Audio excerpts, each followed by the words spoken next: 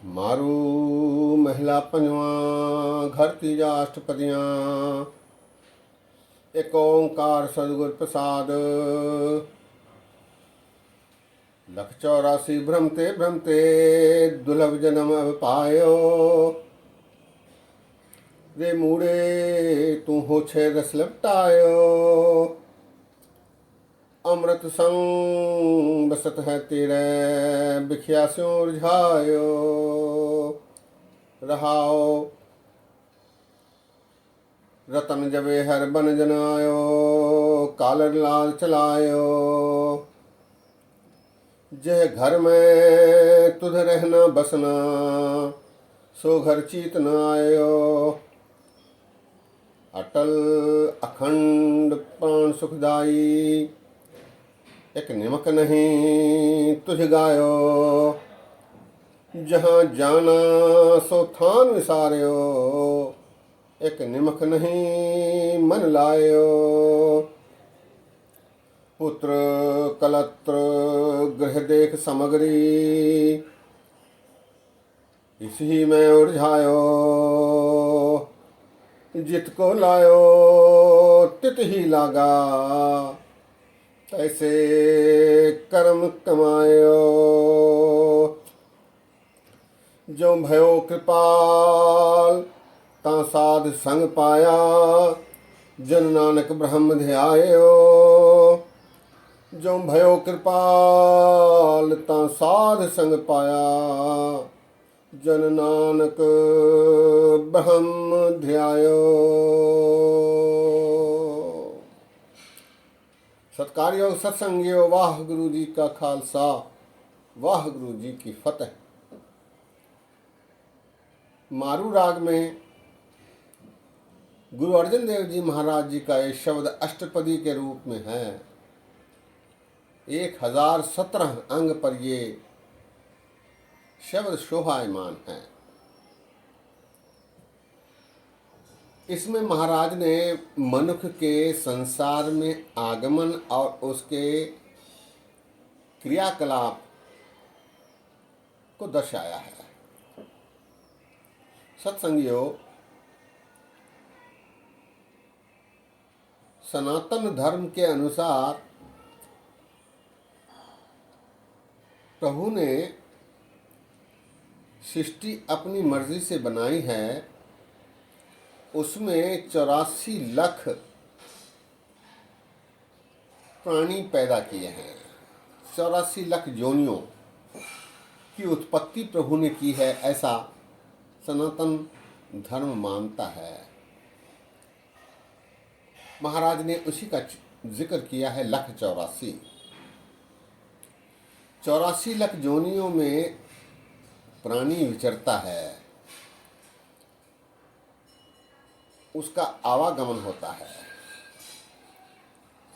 जब इन सारी योनियों की प्राप्ति हो जाती है, तब प्रभु में उस प्राणी का विलय हो जाता है। इसीलिए अरदास में भी यही कहा जाता है कि आवागमन मिटावना, आवागमन मिटाओ, ऐसी अरदास गुरु के आगे की जाती है।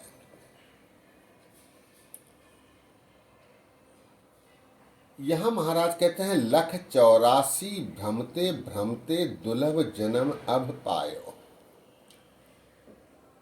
84 लाख योनियों में भ्रमते भ्रमते अब इस दुर्लभ मानुष जन्म की प्राप्ति प्राणी को हुई है। इसे दुर्लभ माना गया है। महाराज ने भी कहा है, दुर्लभ जन्म अब पायो। मानस जन्म दुर्लभ है, होय न बारंबार। जो बन पल पाके भुइ गिरे, बहुत न लागे डार। मानस मनुष्य की योनि चिरकाल के बाद प्राप्त होती है। इसीलिए महाराज कहते हैं, लख 84 भ्रमते भ्रमते दुर्लभ जन्म अब पायो।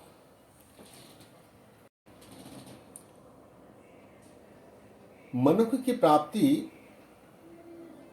इसलिए भी बहुत महत्वपूर्ण है, क्योंकि मनुष्य योनि में प्राणी प्रभु की सिफत कर सकता है,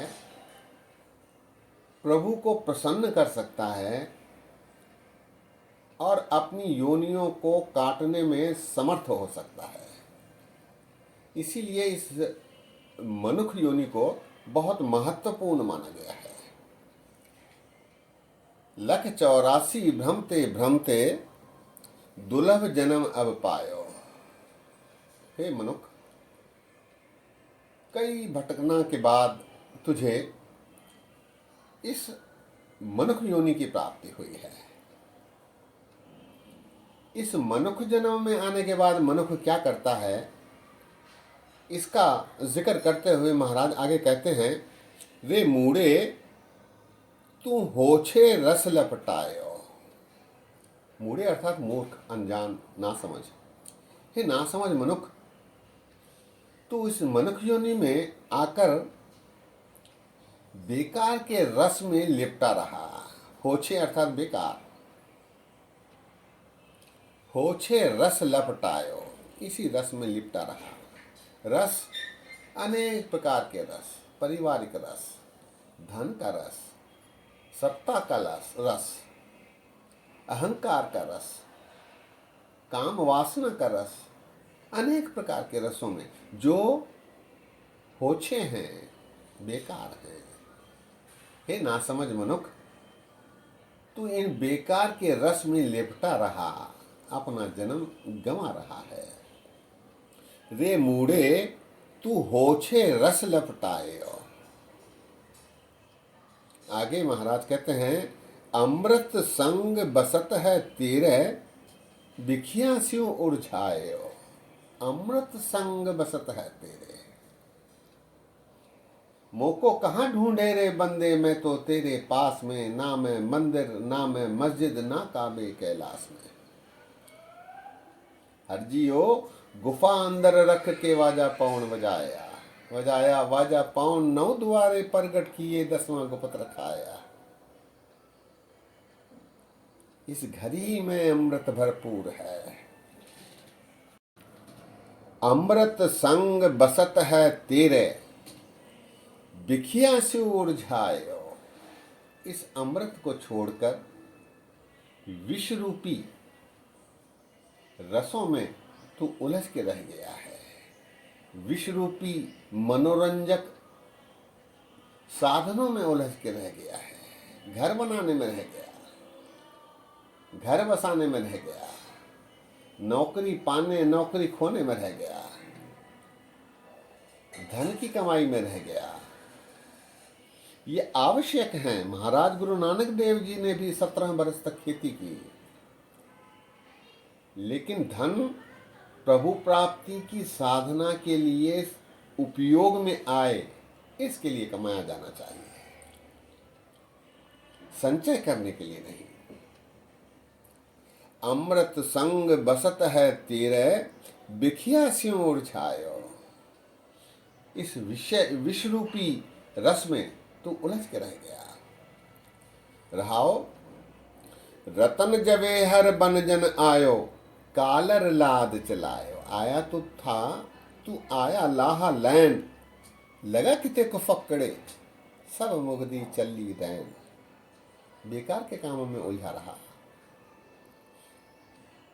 तुझे रतन जवेहर सोना चांदी जैसे मूल्यवान वस्तुओं की व्यापारी करनी थी, व्यापार करना था, उसकी वनज करनी थी, लेकिन तूने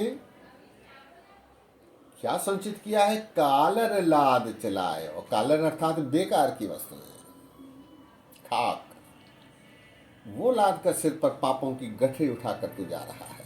लाद चलाए अर्थात तू उसे लेकर जा रहा है, पापों की गठरी, बुराइयों की गठरी, बेकार के कामों की गठरी, जिसकी वजह से तुझे अनेक और जन्मों में आवागमन करता रहना पड़ेगा। रतन जवे हर बन जन आयो, कालर लाद चलायो। कालर लाद कर फिर तू जा रहा है इस संसार से। आगे गुरु अर्जन देव जी कहते हैं, जह घर में तुझ रहना बसना, सो घर चीत न आयो।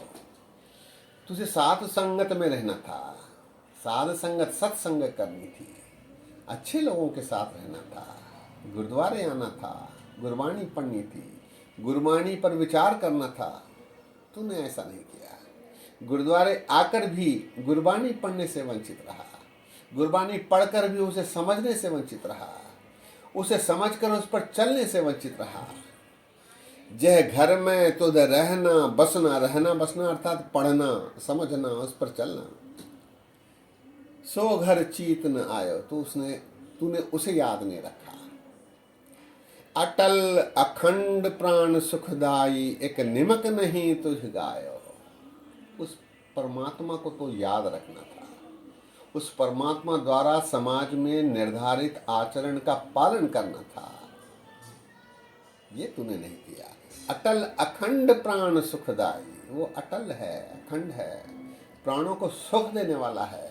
अकाल पुरख परमात्मा, वाहिगुरु, खुदा, गॉड, ईश्वर, ऑलमाइटी। अटल अखंड प्राण सुखदाई, एक निमक नहीं तुझ गायो। एक क्षण भर के लिए भी, अर्थात कभी भी तूने उसे याद नहीं किया, उसकी सिफत नहीं की, उसको सिमरन नहीं किया। पुत्र कलत्र गृह देख समग्री, इसी में उलझायो। यहूदी के सर्टिफिकेट देखकर खुश होता रहा, मकान बनाकर देख देख कर खुश होता रहा, बच्चों को देख कर खुश होता रहा, अपने अहंकार की तुष्टि में ही व्यस्त रहा। पुत्र कलत्र गृह देख समग्री, इसी में उलझा, इसी में उलझा रहा। अगली पंक्ति कीमती है। महाराज कहते हैं, जितको लायो तित ही लागा, तैसे कर्म कमायो। सब कुछ मनुष्य के वश में नहीं होता। महाराज कहते हैं, मन मूरख काहे बिल लाइए, पूरब लिखे का लिखिया पाइए। कुछ संस्कार भी मनुष्य के ऐसे अपने पूर्व के जन्मों से बनते हैं जिन्हें मनुष्य इस संसार में भोगता है। कई बार देखने में आया है, सज्जन पुरुषों को काफी तकलीफें होती हैं, कष्ट होते हैं। लोग कहने लगते हैं कि यह सज्जन पुरुष है, फिर इसे तकलीफ क्यों? मन मूरख काहे बिल लाइए, पूरब लिखे का लिखिया पाइए। लेकिन इसके निराकरण का रास्ता भी, मार्ग भी महाराज सुझा रहे हैं अगली पंक्ति में। जितको लायो तित ही लागा, तैसे कर्म कमायो। मनुष्य ऐसे कर्म करता है जो कभी कभी अनुचित होते हैं। पूर्वले कर्मों के अनुसार, उसके संस्कारों के अनुसार उससे ऐसे कार्य हो जाते हैं। अंतिम पंक्ति में महाराज कहते हैं, जो भयो कृपालता साध संग पाया, जन नानक ब्रह्म ध्यायो। जो भयो कृपाल, गुरु अमरदास जी कहते हैं, गुर कृपा ते से जन जागे, जिन्ना हरि मन वसया, बोल है अमृत बाणी। गुरु की यदि कृपा हो तो साध संग सत्संग में मनुष्य जाता है। गुरु की कृपा हो तो प्रभु को याद करता है। गुरु के अनुसार ही, गुरु की कृपा से ही मनुष्य अच्छे कर्म करने में परिणत होता है। जो भयो कृपाल ता साध संग पाया, जन नानक ब्रह्म ध्यायो। गुरु की कृपा हुई तो साध संग में जाकर ब्रह्म का ध्यान मनुष्य कर पाता है। ऐसा गुरु अर्जन देव जी महाराज अपने इस शब्द की अंतिम पंक्ति में दर्शा रहे हैं। आइए शब्द एक बार फिर पढ़ते हैं। लख 84 भ्रमते भ्रमते, दुर्लभ जन्म पायो। रे मूड़े तू हो छे रस लपटायो, अमृत संग बसत है तेरे, बिख्या सुरझायो। रहाओ रतन जवे हर बन जन आयो, कालर लाद चलायो। जय घर में तुद रहना बसना, सो घर चीत न आयो। अटल अखंड प्राण सुखदाई, एक निमक नहीं तुझ गायो। जहाँ जाना सो थान विसार्यो, एक निमक नहीं मन लायो।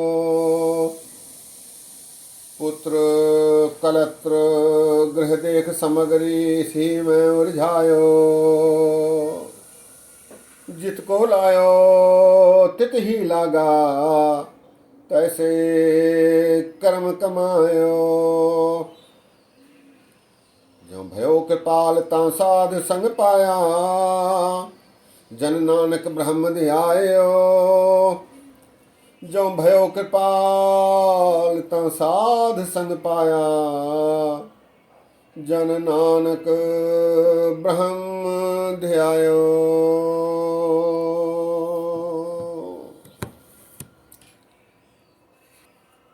सत्संगियों, प्राणी एक लंबी यात्रा पर इस संसार में आता जाता रहता है।